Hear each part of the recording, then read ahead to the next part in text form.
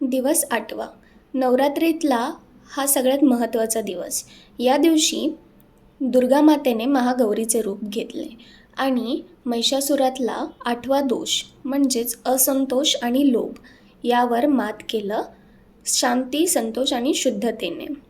आजचा रंग आहे हा पिकॉक ग्रीन, जो समृद्धी आणि नैसर्गिक संतुलन दर्शवतो.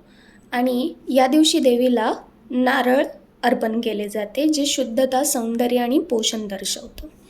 तर आज देवीला अर्पण करण्यासाठी मी तावसळीची रेसिपी बनवली आहे. रेसिपी अगदी सोपी आहे.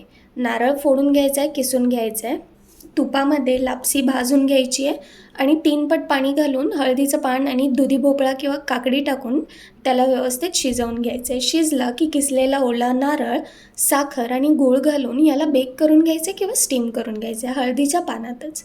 याने एक छान फ्लेवर येतो. रेसिपी आवडली तर नक्कीच सबस्क्राईब आणि फॉलो करा. थँक्यू.